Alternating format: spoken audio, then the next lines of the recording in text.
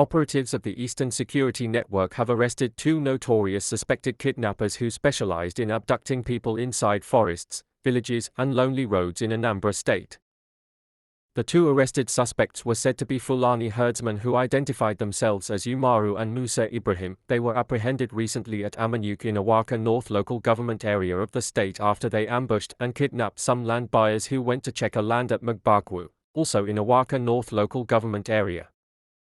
The leader of the ESN team disclosed that operatives were on the trail of 4 suspects but eventually arrested 2 others identified as Ali. 2 guns were reportedly recovered from them, while others are still at large.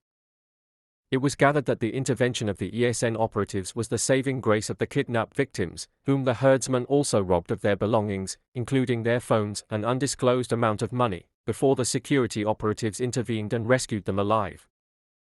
Recounting how it happened, one of the victims, Mr. Patrick Nwankwo, who hails from Enugu State, said they went to the thick bush to check a land that they wanted to buy, and after they were returning to the house of the landowner to conclude their transaction, the armed herdsmen jumped out from the bush and started shooting sporadically.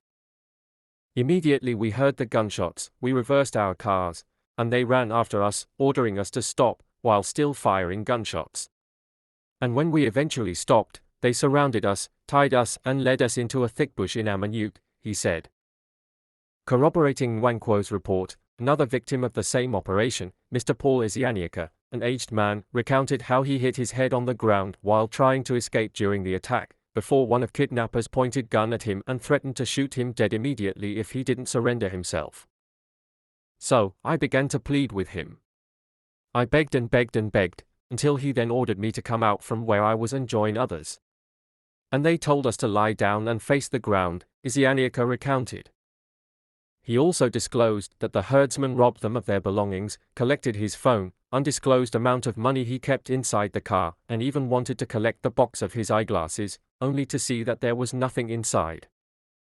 Another victim of the same kidnap operation who was also rescued by the ESN also affirmed all the narratives of other victims as true. When interrogated by the security operatives, the Fulani kidnappers, Musa Ibrahim and Umaru, confessed to the crime and claimed that it was their first time in the kidnapping business. However, contrary to their earlier claims during their confession, they also made a shocking revelation that they were being sponsored by a very influential man in Awaka, whom they said provided them with guns and bullets before sending them out for the operations. They further identified their gang leader as Ali, whom, they said, led the operation. Efforts to get the reactions of the Anambra State Police Public Relations Officer, SP Ike Notochukwu, on the incident proved abortive, as his telephone line was not connecting as at the time of filing this report. Please like, comment and share your opinions and thoughts concerning the Biafran ESN, and don't forget to follow us for more news update. Thank you.